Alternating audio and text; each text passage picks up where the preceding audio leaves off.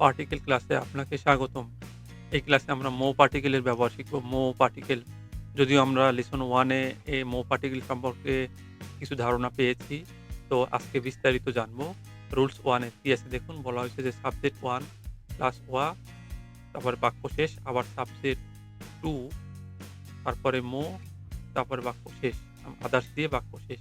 এখানে আ আ বিষয়টি হলো এরকম যে যদি একই রকম টপিক থাকে, একই রকম সাবজেক্টের টপিক যদি একই রকম থাকে তাহলে ১ম সেন্টেন্সে ১ম বাক্যে ওয়া হবে এবং পরের বাক্যে মো হবে।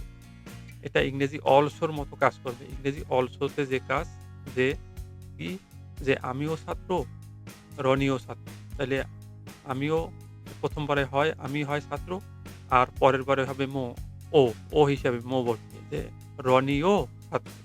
আমি ছাত্র, রনিও ছাত্র। এই ও হিসাবে মো পার্টিকেল বসবে। আ উম আমরা একটি উদাহরণ দিলে বিষয়টি আরো স্পষ্ট হবে আমাদের কাছে। দেখুন কি আছে যে মিরাসান ওয়া কাইশাইন দেস। হ্যাঁ? মিরাসান মিরাসান কি? মিরাসান হয় কাইশাইন দেস কোম্পানির কর্মচারী। আর এবং বি বলতেছে যে গুপ্তাসান গুপ্তাসানো কাইশাইন দেস। গুপ্তাসানো কোম্পানির কর্মচারী।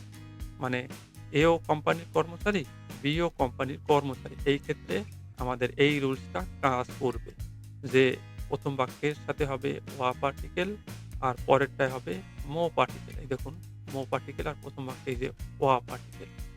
এইরকম যদি একই রকম টপিকের বাক্য হয় সেখানে মো পার্টিকেল বসবে। আর যদি ভিন্ন হয় যে আমি ছাত্র আর সে ছাত্র না, বা আমি ছাত্র সে ডাক্তার, বা আমি ডাক্তার সে ইঞ্জিনিয়ার। এরকম যদি আলাদা হয় তাহলে সেই বাক্যে আর মো বসবে না, দুটো বাক্যেই ওয়া বসবে।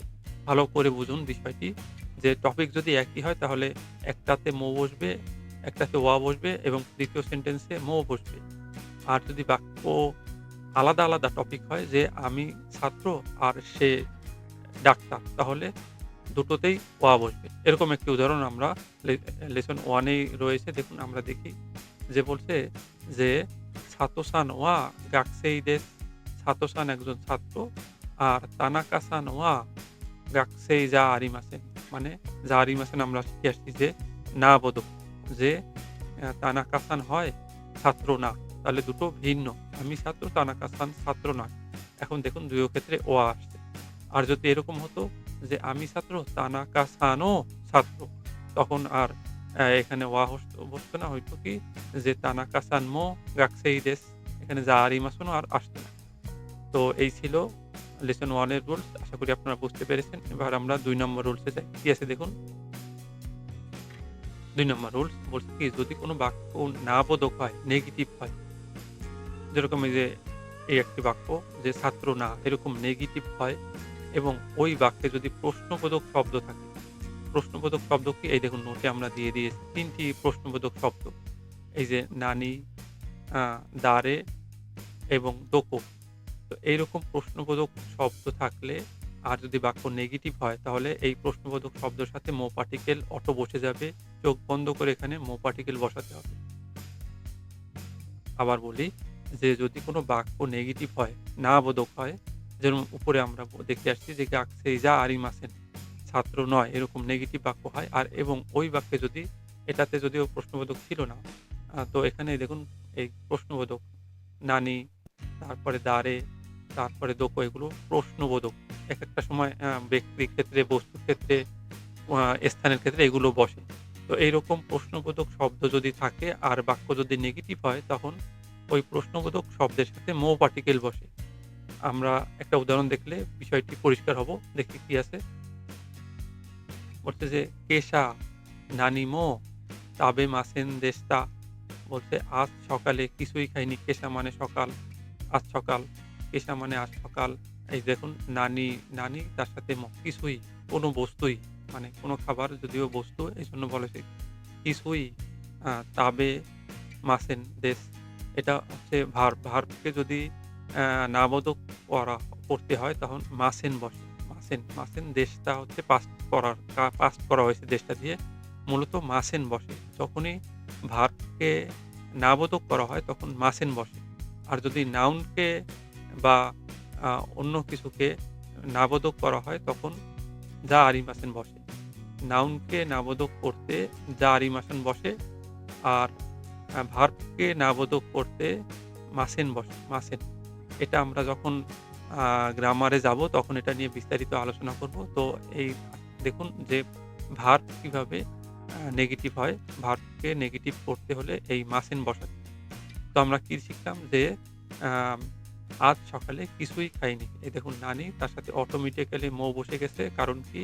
বাক্য নেগেটিভ। নেগেটিভ পাস্ট ফর্মে আছে যদিও, তাও বাক্য নেগেটিভ।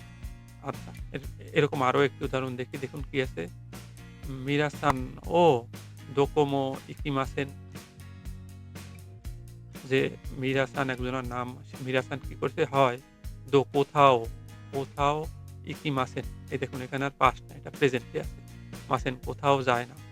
মিরাসান কোথাও যায় না। এই দেখুন কোথাও অর্থে দোকোমো, কোথাও। এই মো অর্থ ও, মো অর্থ ও। এই মো এর অর্থই ওখানে বোঝানো হয়েছে। দোকোমো কোথাও। এখানেও ছিল মো অর্থ ও। যে শান্ত সানো, এই যে শান্ত সানো বা গুপ্তা সানো ছাত্র। হুম? আর এখানে বলছে কোথাও। তো কোথাও এই দেখুন মো অর্থে ব্যবহৃত, ও অর্থে ব্যবহৃত হয়েছে। এবার আমরা ৩ নাম্বার রুলস দেখি, শেষ রুল। তো বলছে দেখুন ৩ নাম্বার রুলস বলছে কি, এটাকে বলা হয় তেমো তেমো রুল। যদিও, তবুও, হুম? যদিও আ বৃষ্টি হয় তবুও আমি আসবো। এরকম আমরা বলি না কথায়, কথায়? যদিও কষ্ট হবে তবুও আমি আসবো। আ আ যদিও অনেক দূর তবুও আমি আসবো। এরকম। তো এই দেখুন একটা উদাহরণ দেখুন কি বলছে, আমেগা ফুত্তে মো ইকিমাস। হুম, ফুরিমাসের তে ফর্ম। তার সাথে বসছে মো পার্টিকেল। বলছে কি অর্থে বসছে? যে ফুটতে বৃষ্টি হলেও, হুম, আমেগা অর্থ বৃষ্টি পড়লেও, ফুটতে ফুরিমাস থেকে ফুটতে তে ফর্ম। এটা নিয়ে আমরা পরে আমরা যখন ভার্বে যাব তখন এই তে ফর্ম কি, ডিকশনারি ফর্ম কি, ডিকশনারি ফর্ম কি, এগুলো আমরা শিখব। তো এখানে কি বলা হয়েছে যে আমেগা ফুত্তে মো ইকিমাস। বৃষ্টি হলেও যাব। বৃষ্টি ঝড় হলেও, তুষারপাত হলেও আমি যাব বা আমি আসব।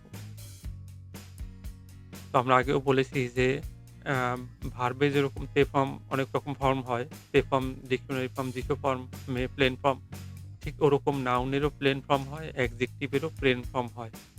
তো এটা আসলে এভাবে এক কথায় বোঝানো যাবে না। এটা আমরা বিস্তারিত যখন গ্রামারে যাব তখন আলোচনা করব। তো আপাতত এটার উপরে একটা রুলস দেখি যে যখন মানে ভার্বের, নাউনের, অ্যাডজেক্টিভের তে ফর্ম কিভাবে হয়?